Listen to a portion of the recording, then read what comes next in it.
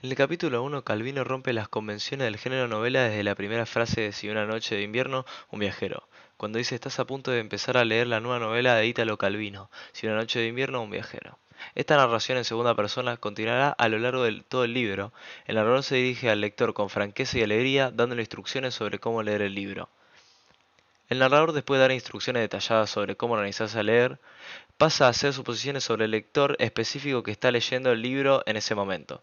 Lo describe como alguien que no espera nada y descubrió el nuevo libro de Calvino en el periódico, lo que lo llevó a comprarlo en una librería.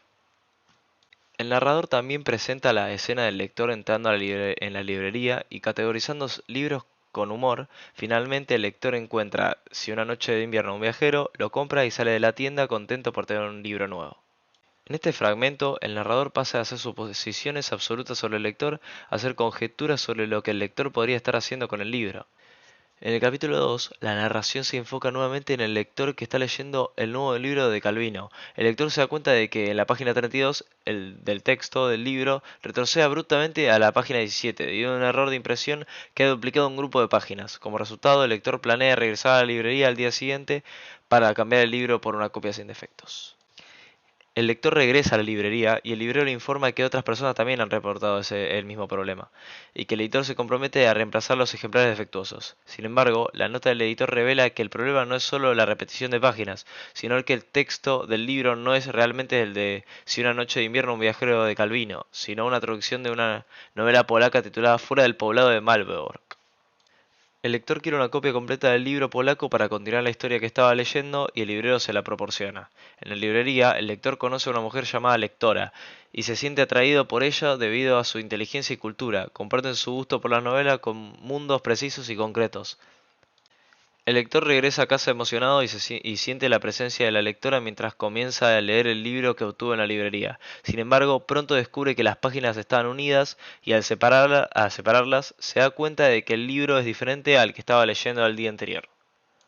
En el capítulo 3 el narrador describe cómo el proceso de cortar páginas mientras uno lee afecta a la experiencia de lectura. Encuentra un patrón de dos páginas impresas seguidas, de dos páginas en blanco en el libro, y cuando intenta continuar la lectura se da cuenta de que los caracteres y la configuración del texto son diferentes. Esto sugiere un problema de impresión que dificulta seguir la historia. El lector comienza a dudar de que la historia sea realmente la novela polaca, como indica la portada. Al buscar la ubicación mencionada, en un atlas descubre que no está en Polonia, sino en el estado independiente de Cimeria. El lector emocionado decide llamar a Ludmila, la lectora que conoció en la librería. Sin embargo, quien responde es la hermana, quien hace preguntas académicas sofisticadas sobre el libro y critica la forma en que Ludmila lee. Lotaria revela que el número que dio Ludmila en la librería es en realidad el suyo, ya que Ludmila da el número de su hermana para mantener a los extraños a distancia. Aunque el lector se decepciona al principio, finalmente habla con Ludmila. Ella le cuenta que su copia del libro tiene el mismo problema que la del lector y que le gusta que las cosas que lee no estén demasiado definidas. En el capítulo 4, el lector experimenta la diferencia entre escuchar a alguien leer en voz alta y leer en silencio. El profesor Uzi Tusi traduce una historia en voz alta, al principio de manera entrecortada, pero luego se sumerge en la trama y traduce fluidamente. El lector y Ludmila se absorben en la historia y se abrazan, pero de repente se encuentra sentado frente al profesor, lo que hace cuestionar si el abrazo fue real o solo en la mente del lector. Ludmila y el profesor debaten sobre el tipo de libros que les gustan. Lotaria, la hermana de Ludmila, entra y los invita a un seminario sobre un libro diferente llamado Sin temor al viento y al vértigo. El profesor Usitusi explica que es una falsificación cimbra hecha por nacionalistas cimbros durante la Primera Guerra Mundial. Un grupo de personas se reúne en el seminario y discute la historia política de Cimbra y Cimería. En el aula, Lotaria comienza a leer un manuscrito y se asignan tareas los estudiantes para investigar aspectos específicos del texto.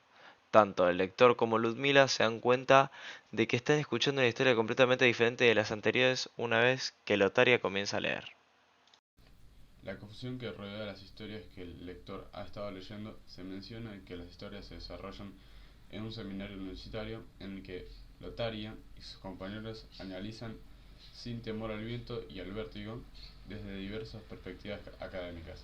El lector quiere seguir leyendo la historia, pero se entera de que se ha dividido entre varios grupos de estudio. Ludmila y el lector discuten el tipo de libro que se gustaría leer, enfocándose en la idea de una novela que cuente historias sin imponer una visión del mundo. Luego, el lector visita la editorial en busca de aclaraciones sobre el error de impresión y las historias que ha estado leyendo. Aquí se revela que el traductor llamado Hermes Marana ha causado la confusión al traducir incorrectamente obras cimbras y polacas. El lector se queda con un manuscrito que no coincide con ninguna de las historias anteriores que ha leído. Lo más importante en esta parte del texto es la revelación de las historias se han mezclado y confusas debido a errores de traducción y edición, lo que añade un emblema de misterio a la narración. Además, se plantea la pregunta sobre la importancia del nombre del autor en la portada de un libro.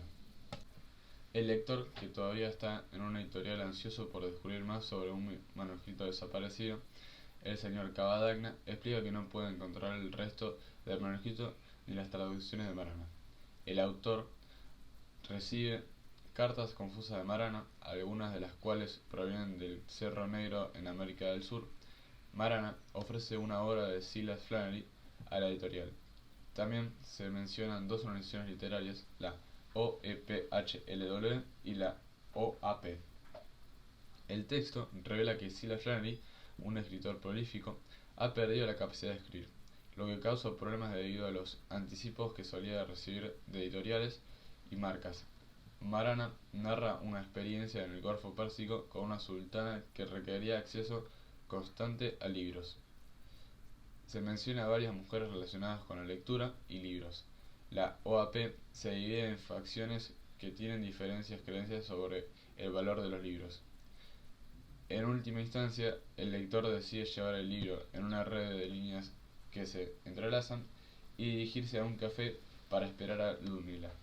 La historia se desarrolla con un toque de misterio y enigma relacionado con el manuscrito y las organizaciones literarias. El lector está esperando a Ludmila en su casa, pero ella le llama para decirle que no puede ir al café y lo invita a su casa. El narrador se refiere tanto al lector como a Ludmila en segunda persona.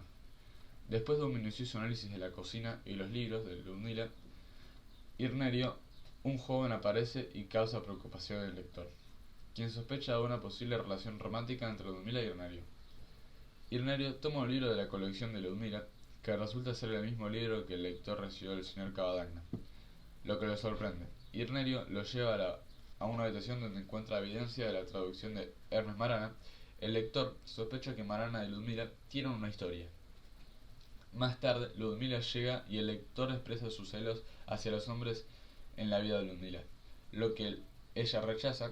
Después, los dos comparten un momento íntimo en la cama y Ludmila le pide al lector que le traiga el libro que recibió del señor Cavadagna.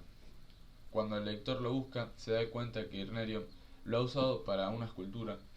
Ludmila se enoja al descubrir que Irnerio mostró la habitación de traducción de Marana al lector. El lector nota que el libro que le dio Cavadagna y el que Ludmila tiene son diferentes en palabras, lo que plantea una duda en su autenticidad. El lector propone aclarar las cosas preguntando directamente a Silas Flannery, el autor del libro. La lectura continúa con un misterioso creciente en torno a los libros y las relaciones entre los personajes. Se presentan las secciones del diario de Silas Flannery. El autor Flannery envidia a Ludmila por su capacidad para disfrutar de la lectura y experimentar un bloqueo de escritura. Copia el inicio del Crimen y Castigo de Dostoevsky como un intento de desbloquearse y reflexionar sobre la relación entre dos escritores que se espían mutuamente. Marana, el traductor, le informa a Flannery sobre la falsificación de sus obras y la inclusión de su nombre en traducciones falsas para aumentar las ventas. Ludmila le visita y Flannery intenta acercarse sexualmente a ella, pero ella lo rechaza. Flannery también menciona un grupo de Boy Scouts que buscan platillos voladores cerca de su casa, creyendo que los extraterrestres quieren comunicarse con un famoso escritor de la zona. Lotaria, la hermana de Ludmila, visita a Flannery y discuten sus métodos de análisis de libros. El capítulo continúa con una vista frecuente de Ludmila a Flannery discutiendo sus libros ideales. y el espionaje de Flannery a las mujeres que leen afuera. Flannery contempla su verdadera vocación como un escritor de apócrifos y la posibilidad de unirse a Marana en esta empresa. Flannery también menciona un lector que busca un libro llamado En una red de líneas que, etc., y su conversación con un hombre llamado El Lector. El lector planea ir a Sudamérica en busca de Marana, mientras Flannery se da cuenta de que podría escribir un libro similar al que está leyendo el lector.